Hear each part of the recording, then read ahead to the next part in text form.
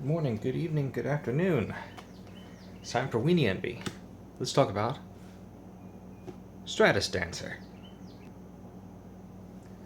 Stratus Dancer is one of the new megamorph creatures in a cycle of 2 cost 2 1s in the latest expansion, Dragons of Tarkir. I personally like this card a lot because it gives you an extra counterspell as well as a 3/2 flyer. And because of the way Morph works and Megamorph works, having it face down as a 2/2 creature means they might go to destroy it with a source, or exile it with Source of Plowshares, or twin bolt it for 2 damage, or any number of really good cards. But you pay the 1/1 blue and flip it over, and it counters that spell. That's still card advantage, and you get the benefit of having a 3/2 flyer then suddenly. So it can protect itself, it can protect other cards because it can get rid of an instant or sorcery.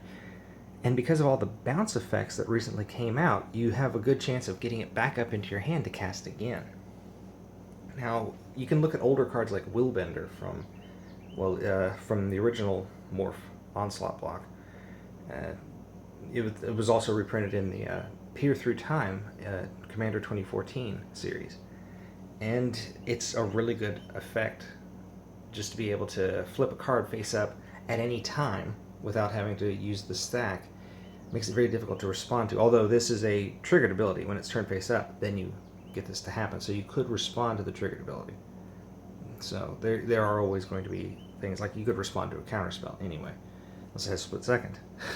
Oddly enough, though, this gets around split second because you can flip it face up at any time. It says so right on the card. So Stratus Dancer, I really think we're going to see a lot more of these cards show up in tournaments, because Den Protector, like I've already seen, and I believe by now I've also done the Hidden Dragon Slayer card as well. But Stratus Dancer is one of those cards that really works well in any kind of a blue strategy. There's always going to be cards to return it back to your hand so you can play it face down again. And I realized that's 5 mana, 3 to get out and then 1/1 blue to flip it.